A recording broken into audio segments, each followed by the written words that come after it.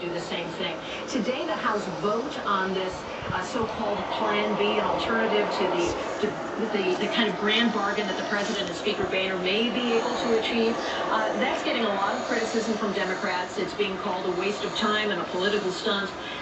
Majority Leader Cantor says it's an opportunity for the House to actually do something concrete that they will pass and be able to say they took action, knowing there's so much criticism of Republicans in this iteration of being kind of in the way and not getting it done. So there is some of the posturing. There's also the important kind of role of counting the votes, trying to get a sense of where are members of Congress on either this deal or something the president and the speaker could come together on.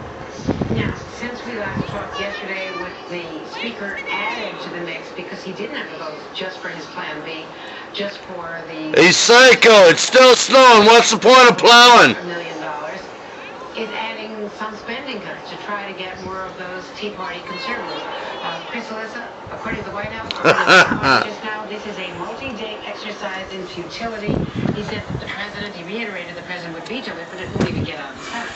Right, Senate Majority Leader Prairie said today that they will not even vote on the proposal in any way, shape, or form. So this is a really kind of interesting gambit by John Boehner, Andrea, because I see a lot of downside if this vote goes down, and I assume it won't.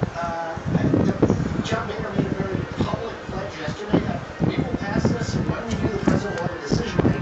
But if it goes down, it's a real judgment on sort of the divided Republican House conference. If it passes, there's no path forward, at least that we can currently see, as you point out, President Obama and Harry Reid saying this is going nowhere. The argument, I call this on Boehner allies today, the argument... Hold on. It shows we're doing this, as Senator Cantor said, it shows we're doing something, trying to get that. Hold on.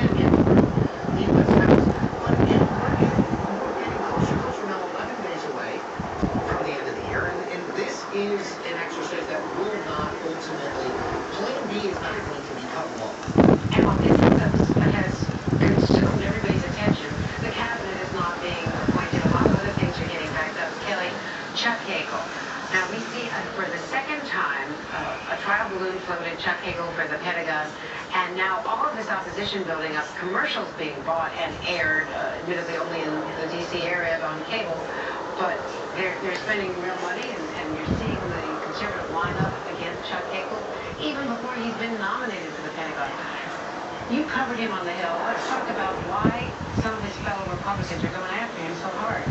And that's the important point. He is a Republican, and that would give the president an opportunity to look more bipartisan in his cabinet, so that's an important reason why his name is being floated.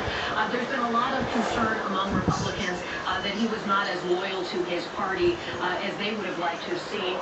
Some comments with respect to Iran that they disagreed with.